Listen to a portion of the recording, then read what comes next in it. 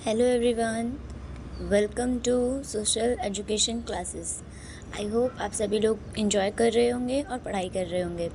तो last time हम पढ़ रहे हैं ज्योग्राफी क्लास 7 एनसीईआरटी। ठीक है, लास्ट टाइम हमने 7th चैप्टर कंप्लीट कर लिया था। हम कंटिन्यू क्लास ले रहे हैं और 1 से लेकर 7 तक हमने क्लास कंप्लीट कर लिया है। ठीक है, तो आज ये हमारा ज्योग्राफी की बुक है और आप ये देखिए, ये कंटेंट आप देख सकते हैं। हमने यहाँ तक कंप्लीट कर लिया है। ठीक है, आज हम पढ़ेंगे अध्याय 8 जिसका नाम है मानव पर्यावरण अन्योन्य क्रिया उष्णकटिबंधीय उपोष्ण प्रदेश। ठीक है, तो चलिए फिर हम बिना देरी करे, बिना टाइम वेस्ट करे हम स्टार्ट करते हैं। ये आपको मेरा हैंड रिटन नोट्स भी मिलेगा। अगर आपको चाहिए होगा तो आप मुझे कमेंट बॉक्स में कमेंट करके बताइएगा, तो मैं नोट्स प्रोवाइड करा दूँगी। ये मेरा हैंड रिटन नोट्स है। ठीक है, तो देखिए हमने 7th चैप्टर कंप्लीट कर दिया है और 8th चैप्टर है। ठीक है, तो हम पढ़ेंगे भूमध्य रेखीय प्रदेश क्या होता है। भूमध्य रेखीय प्रदेश भूमध्य रेखा के 10 डिग्री उत्तर से और 10 डिग्री साउथ के भाग को कहते हैं। क्या बोला मैंने? 10 डिग्री उत्तर, ये है हमारा अर्थ और यहाँ पे ये हमारा इक्वेटर लाइन है। तो 10 डिग्री नॉर्थ की साइड में और 10 डिग्री साउथ की साइड में, इस भाग को हम बोलते हैं भूमध्य प्रदेश। ठीक है, तो 10 डिग्री नॉर्थ में और 10 डिग्री साउथ में। मुहाना क्या होता है? जिस स्थान पर कोई नदी किसी अन्य जल राशि में मिलती है। बहुत सारी नदियाँ आके मिलती हैं और जहाँ पर आके मिलती हैं वो नदी का मुहाना कहलाता है। जैसे गंगा का मुहाना, वहाँ पर हमारा डेल्टा है। अमेज़न बेसिन में जीवन कैसा होता है? अमेज़न नदी कहाँ है भाई? ये बहुत लंबी नदी है। ठीक है, ये हमारा अफ्रीका में है। तो उष्णकटिबंधीय प्रदेश कर्क रेखा और मकर रेखा के मध्य स्थित है। ठीक है, क्योंकि तीनों रेखाएं, एक ही इकलौता कॉन्टिनेंट है जिसमें तीनों रेखाएं होकर गुजरती हैं, वो है अफ्रीका। ठीक है, इसमें इक्वेटर लाइन और ये मकर रेखा और कर्क रेखा, तीनों रेखाएं उसमें से होकर गुजरती हैं। उष्णकटिबंधीय प्रदेश रेखा और मकर रेखा के मध्य स्थित है। अमेज़न नदी इसी प्रदेश से होकर बहती है। अमेज़न नदी में बहुत सारी सहायक नदियाँ आके मिलती हैं। अमेज़न नदी में बहुत सारी सहायक नदियाँ आके मिलती हैं। अमेज़न नदी में बहुत सारी सहायक नदियाँ मिलकर अमेज़न बेसिन का निर्माण करती हैं। ठीक है, बहुत सारी नदियाँ आके मिलती हैं तो बेसिन बनता है। ठीक है, यह नदी पेरू, बोलिविया, इक्वाडोर, कोलंबिया तथा वेनेजुएला के भाग से अपवाहित है। ठीक, अब हम पढ़ते हैं जलवायु। मैंने आपको प्रीवियस चैप्टर में पढ़ाया था जलवायु मतलब क्लाइमेट और मौसम। जलवायु में और मौसम में क्या अंतर है? तो जलवायु क्या होता है? जो लंबे समय से एक ही मौसम बना रहता है। अमेज़न बेसिन भूमध्य रेखा के आसपास फैला होता है। तो हमने क्या बोला था? ये अर्थ है। ठीक है, ये हमारा इक्वेटर लाइन है, इसके 10 डिग्री नॉर्थ की साइड में और 10 डिग्री साउथ की साइड में, इसको हम बोलते हैं भूमध्य रेखा। अब इसी के आसपास फैला हुआ है ये। तो जलवायु, ये अमेज़न बेसिन इसी के आसपास फैला हुआ है। पूरे वर्ष गर्म एवं नम जलवायु रहती है। यहाँ मौसम दिन एवं रात में एक समान रूप से गर्म एवं आर्द्र होता है तथा शरीर में चिपचिपाहट महसूस होती है। मतलब ह्यूमिडिटी बहुत ज़्यादा होता है। ठीक है, क्यों होता है ऐसा?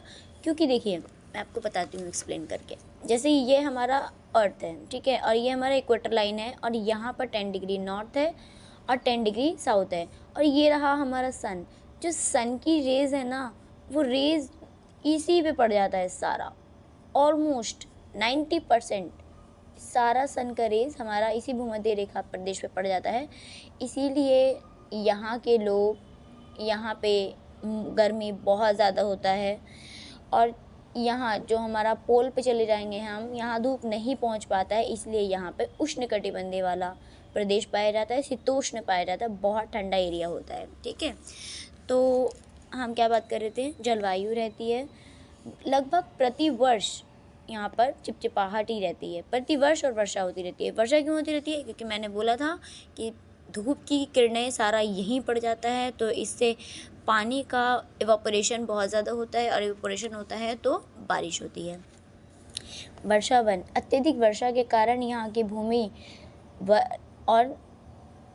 पर सघन वन उग जाता है, पेड़ पौधे ज़्यादा उग जाते हैं। इतने सघन वन होते हैं कि पत्तियों तथा शाखाओं से छत सी बन जाती हैं, जिससे के कारण सूर्य के प्रकाश धरातल तक नहीं पहुंच पाता है, क्योंकि जंगल बहुत घने होते हैं। तो इस वजह से पत्तियां इनकी इतनी ज़्यादा फैल जाती हैं कि सन की रेज़ वहाँ तक नहीं पहुंच पाता है। ठीक है। जानवर, बंदर, स्लॉथ, चींटी खाने वाले, टैपीर, सांप, अजगर, एनाकोंडा यहाँ के जानवर हैं। वर्षा वन के निवासी कैसे होते हैं वहाँ के? यहाँ के लोग छोटे से क्षेत्र में वन के कुछ वृक्षों को काटकर अपने भोजन के लिए फसल उगाते हैं। यहाँ के पुरुष शिकार करते हैं तथा मछली पकड़ते हैं, जबकि महिलाएं फसलों का देखभाल करती हैं। शकरकंद, अनानास, कर्तन, दहन यहाँ पर ये फ्रूट्स हैं और कृषि पद्धति का प्रयोग करते हैं। मुख्य आहार क्या है इनका? मैनियॉक, जिसे कसावा भी कहते हैं, ये खाते हैं। ये मैनियॉक, इनका मुख्य आहार मैनियॉक है। ठीक है। वर्षा वन अत्यधिक मात्रा में घरों के लिए लकड़ी प्रदान करते हैं। यहाँ के लोग पौराणिक तरीके से खेती करते हैं। ठीक। 1970 में ट्रांस अमेज़न महामार्ग बनने से वर्षा वन के सभी भागों तक संभव हो गया।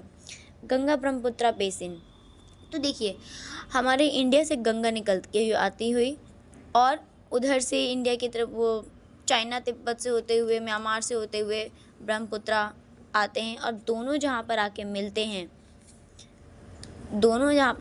हैं गंगा तथा ब्रह्मपुत्र की सहायक नदियाँ मिलकर भारतीय उपमहाद्वीप के गंगा ब्रह्मपुत्र बेसिन का निर्माण करते हैं। इधर से गंगा आ रही है, उधर से ब्रह्मपुत्र आ रही है, यहाँ पे आके मिल गई है और फिर गंगा ब्रह्मपुत्र बेसिन का निर्माण हो जाता है। महाद्वीप में गंगा ब्रह्मपुत्र बेसिन का निर्माण करती है। यह बेसिन उपोष्ण में 10 डिग्री उत्तर से 30 डिग्री अक्षांश के मध्य स्थित है।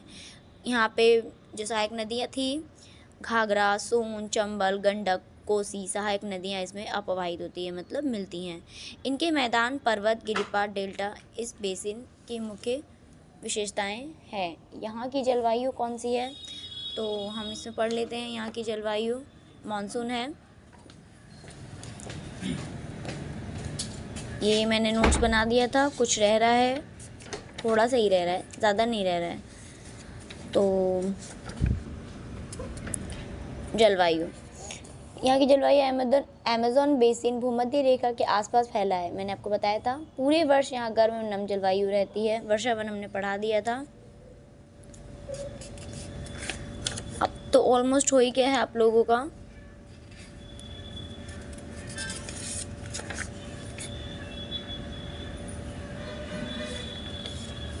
हाँ, गंगा ब्रह्मपुत्र, कई बड़े शहर एवं कस्बे होते हैं। इलाहाबाद, कानपुर, वाराणसी, ये गंगा की नदी के तट पर है ना। पटना, कोलकाता 10 लाखों से अधिक आबादी वाले गंगा के तट पर ही स्थित है।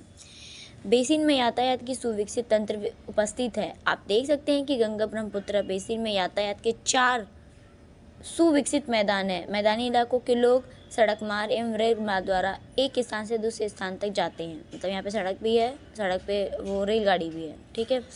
पर्यटन इस बेसिन की एक महत्वपूर्ण क्रिया है, मतलब घूमने आते हैं लोग देखने। आगरा में यमुना के किनारे से ताजमहल, इलाहाबाद में गंगा में यमुना नदी का संगम, उत्तर प्रदेश में बिहार में बौद्ध स्तूप, लखनऊ का इमामबाड़ा, आसाम का काजीरंगा, मानव वन्य प्राणी अभय वन तथा अरुणाचल प्रदेश की विशिष्ट जनजातीय संस्कृति जैसे कई दर्शनीय स्थल है और इसको लोग देखने आते हैं। ठीक है। Thank you for everyone for watching my videos. अगर आप सभी लोगों को मेरा वीडियोस पसंद आता है तो प्लीज़ सब्सक्राइब करें, शेयर करें और सब्सक्राइब करवाना ना भूलें। और आपको कौन सा सेक्शन पसंद आया कमेंट बॉक्स में कमेंट करके बताएं। और अगर आपको मेरा हैंड रिटन नोट्स चाहिए, ये NCERT का नोट्स है, ये UPSC एस्पिरेंट्स के लिए भी हेल्प होगा और स्कूल के स्टूडेंट्स के लिए तो होगा ही होगा। तो अगर आप लोगों को मेरा हैंड रिटन नोट्स चाहिए, अभी तक 1 से लेकर 8 लेसन तक बन चुका है, तो आप मुझे कमेंट बॉक्स में कमेंट